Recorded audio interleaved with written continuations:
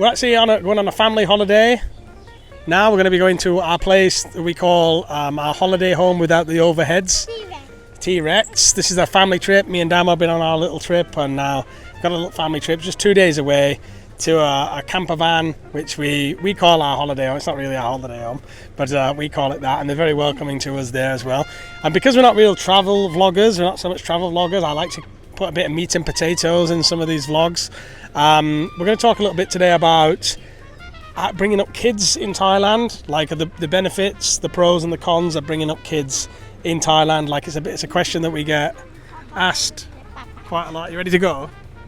Yeah. So here we are again, guys. T-Rex. Some of you may remember we've vlogged this before. So on the topic of raising kids in Thailand, obviously I've got nothing to compare it to because I never raised kids anywhere else, you know. So I haven't raised kids in the UK. I've been a kid in the UK. I've seen other people raise kids in the UK, and some of my subscribers raise kids in the UK. So I'll start off with saying, like, you raise your kids where you raise your kids, don't you? Like, wherever you are, if you're in the city, if you're in your home country, if you're in a away country, you raise your kids the best way you can. I don't think there's any better. I don't think there's any better or worse, like, oh, Thailand's better or the UK is better or whatever. It is... I had a good childhood in the UK. Some of the things that I'm quite grateful for of raising Otis and Hugo in the environment on the farm. One of those is like the open spaces and the nice weather, like it's a nice upbringing there at the cottage, nice big open spaces, lots of nature around. And our ability to go on little holidays like this into quite exotic places. Me and Otis, as you've seen on this vlog, we've travelled to PP. We've been to CACAO, we've been to some exotic destinations, and we are able to come to cool places like this.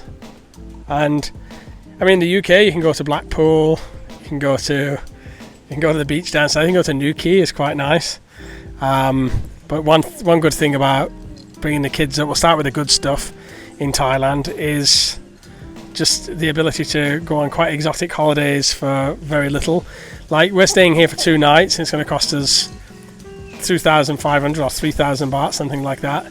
So it really is very cheap to stay here. There are some disadvantages of bringing your kids up in Thailand. One of them is, like, right now the heat, 42 degrees. The heat is pretty intense, so it's difficult sometimes for kids to play out in the heat, and they're kind of locked in an air-conditioned room and stuff. So there are swings and roundabouts, pros and cons, as with everywhere that you go. They're always very welcoming here, guys, I've got to say as well. They're always super friendly. And we're in the middle of a city here, so we're in the middle of Buriram city. But the good thing is it doesn't feel like a city. It feels like we're somewhere exotic, you know.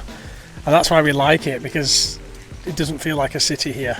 Another thing I wanted to mention on this vlog actually is that I never even wanted kids. No, neither did Damo actually. We both planned, at the start we weren't planning on children at all.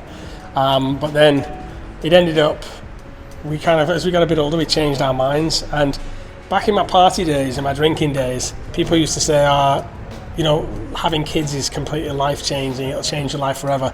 And I used to find it quite condescending, like, oh, right, okay, yeah, like kids are going to make a big difference. But I have to say, they were right, the people that told me that are right, and until you have kids, you don't really know how life-changing that they are. We got to be in the same one. In the same van? Yeah. How do you know? Mommy told us. That's cool, yeah. Are you excited? Whoever you used to be is gone. You know, you before, when I was a bit of a party animal, it didn't really matter about anybody else. I was the most important, and that's how you are. You know, when you're single and it's just one of you, you can just afford to get drunk all the time and not worry about anything in particular, you know. But then when you have kids, you have this huge responsibility of, now the choices are all on you, and their future. And their future, of course, depends on you. Their happiness depends on you. And you start to live through them. You start to see things through their eyes and want to create a nice life for them. Yeah, it's not think only about yourself, and everything about kids a lot. Like, the first thing we think about is everything about the kids. So, and also it's not freedom. You know, it's not freedom. So, because we become parents, so all the time, and the time and the place that we go, everything is the kid first. So when we come here as well, they always put us into the same van because we like it. It's kind of our place, our favourite family van. It's our spot. Huh? No one is here. Nobody's here, is there? There are two other vans over here.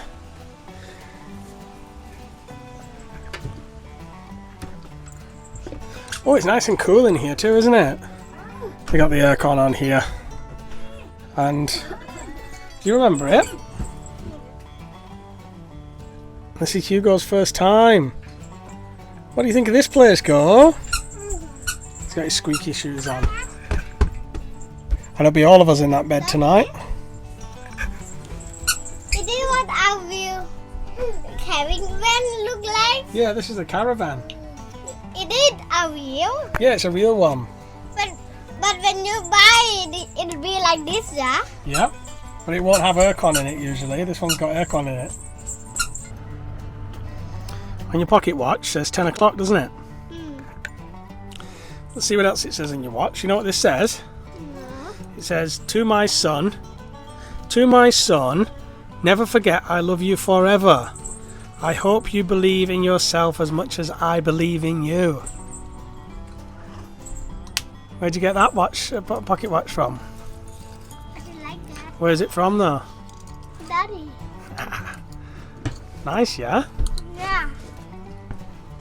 The thing is, like on this channel, you get a lot of kickback too. Like you get a lot of people that say, "Oh, it's not a right way to bring up the children. Like it's you need to send them to the UK, for education and stuff like that." But that's not really been our experience. Like with Tis in his school, we homeschooled him for the first years until he was 5, and then obviously now he's speaking, reading, and writing both English and Thai. And then we found his school. It's a private school, but it's not an international school. We found it to be great. The teachers have been great there. It's not the level of an international school, is it? No, it's not. It's not like that. It's like still teacher and Philippine. Like the teacher that teach English is still Philippine. It's not native speaker teacher like that. But I can see he learned very fast with the teacher. Like in Thai. Before he never read and write Thai. And now he's like. He start later than normal kids.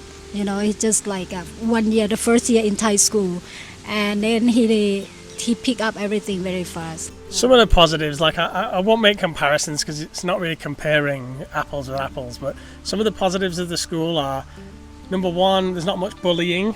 There's no bullying in there. Like everyone's friendly, all the kids are friendly, that kind of thing. It's a very open-minded place, the school. There's no politics involved in the school. They don't teach politics or identity politics or things like that. With the other thing is in Thai culture, there's a respect for the elders. So the children are brought up respecting elders. Now, I've taught in 3 government schools and 1 private school, so I have a good idea of what goes on inside the schools. I spent 4 or 5 years teaching in schools and setting up English programs, and I built 2 small private schools in Hua Hin, so I have a good idea of how the curriculum works and things. And one thing that is always there, what I saw in the schools, is respect for the teachers and respect for the elders and for the family and for the parents.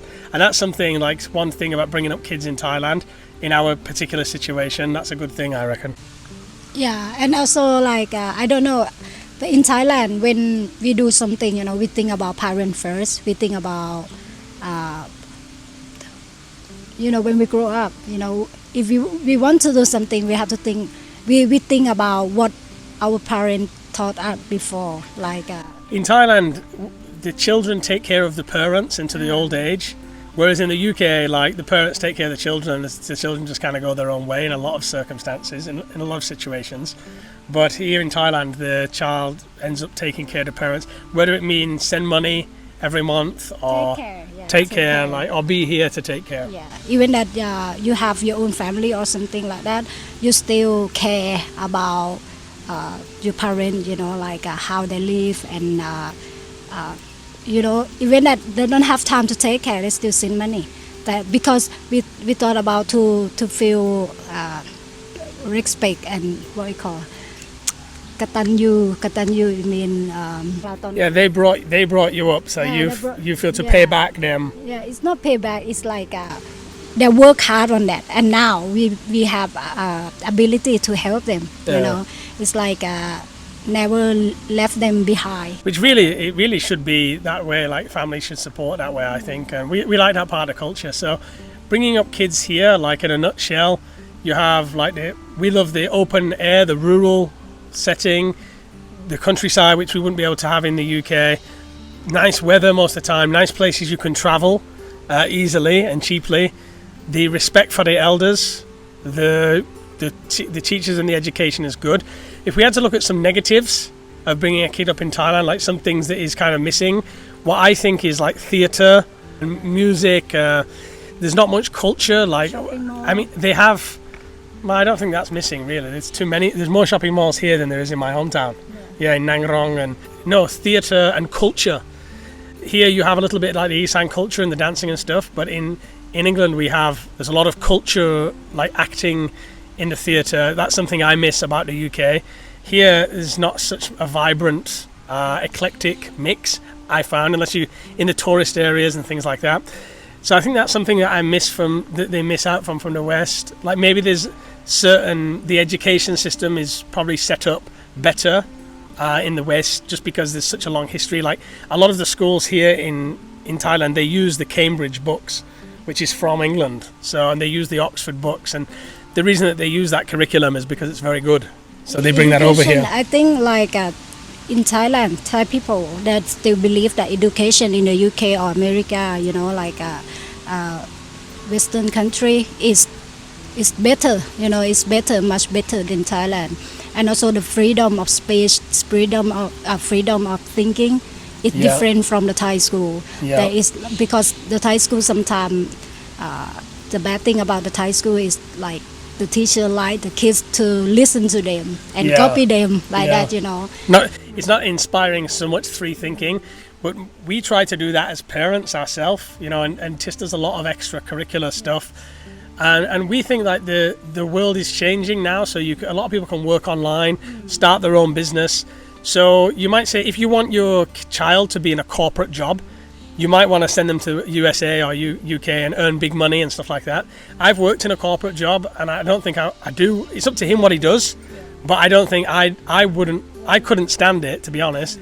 So I'm not sure if he wants to go and do it, he can go and do it. But we see in the future for him maybe start his own business, do his own thing. There's a lot of young entrepreneurs in Thailand that start young, have a thing and start young to do something for you know, for himself. You know, it's not just wait for finish university and then go start the work and it get salary, because that is the old thinking in Thailand. Right now people can make money from online business, you know, sell things online like that, and then we start to get him into that mood. You know, it's like, you know, as well, when Thais go into a corporate structure here in Thailand, like the maximum salaries are 30 or 50,000 baht. A lot of young Thai entrepreneurs that are selling stuff online and are doing some business online, maybe they're making double that, triple that sometimes, and they're making money and they're staying free. So we're living in a world where more and more you can do that. But also with our kids, we just don't push him to, you have to study, like you have to, we not push him to be like, you have to be number one in the school, you have to study hard, no like that. It's like a summer. They have the summer class. We never let Otis go summer class because we know that the summertime is for freedom and play and enjoy, you know, outside from school. So that is we cut out, you know, from the school tuition, and then we want him to explore what he really like music. We try him to learn the music, sport, to find some art, or if he like. Well, even gaming as well. Yeah. Like, and now he like to do some design on the computer because Ryan show him. He designs a lot on a computer, and so we don't think we're kind of filling in where he may be missing out. Also, like one negative thing about bring up the kid in Thailand when you go to the government school in Thailand, you know, still have the block of thinking, you know, in Thai school that you can add to the kids later.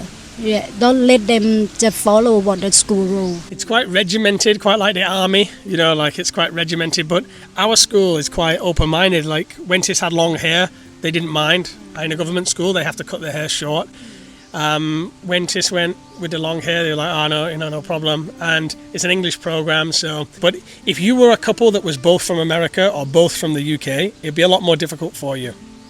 It's because we are half Thai, half foreign couple. It's easy for us to put him in a school where he's learning both Thai and English. But it'd be hard for you to bring your kids over here if you were both from England. You'll probably have to put them in a private school, a very expensive like international school, which would cost a lot, and it would kind of make it more difficult for you to live. Then there's like your visa situations would be harder. We have marriage visa set up and company set up and things, so it's easier for us to live here. The pros and cons of. So tell them that how easy to travel with the kid. It's not easy, guys.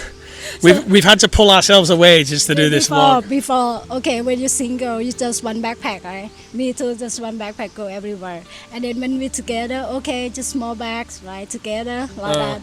But when have the kid, there are so many bags. Like, so many bags, and so many bags, honestly, guys, like that, you know. you can't get a minute. Like when we just travelled together, two of us, it was nice and easy. But then we've got kids. You guys know how it is. You never get a minute. So.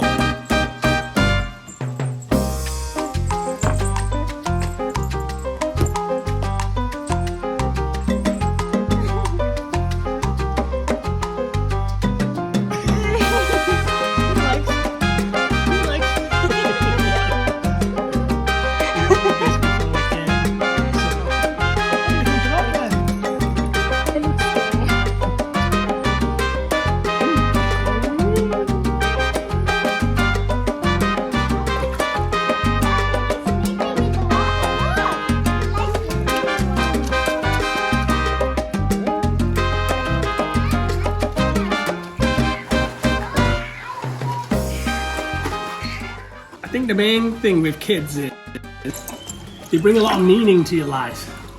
Like when I was just on my own, there was not much meaning in my life. But when you got kids, they bring a lot of meaning to your life.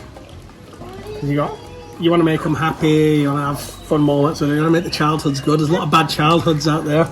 You want to make sure their childhoods are good and happy.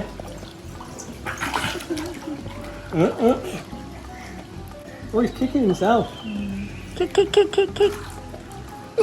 And you see things through their eyes. You become innocent through them as well. Like Tish is always so amazed by things and happy by things, aren't you, Tish? And you make me laugh every day, don't you? Don't you make me laugh every day? Daddy, you can feel something here like bubbles. Like bubbles, isn't it? Yeah. They make you laugh every day, and their innocence brings you back to innocence too. So we just stopped at one of our favourite sushi places, and you wouldn't know where to find it unless you knew. It's in the middle of a very large market area. These guys they do exceptional sushi. So whenever we're in Buriram, we stop by here and get some delicious sushi. You can see this is their operation. It's open air and it's always really fresh and tasty. Authentic, you know. It's surrounded by a lot of different little Thai restaurants. So this is the spot, and I'm telling you guys, probably the best sushi I've ever had in Thailand. Hands down the best sushi I've ever had in Thailand.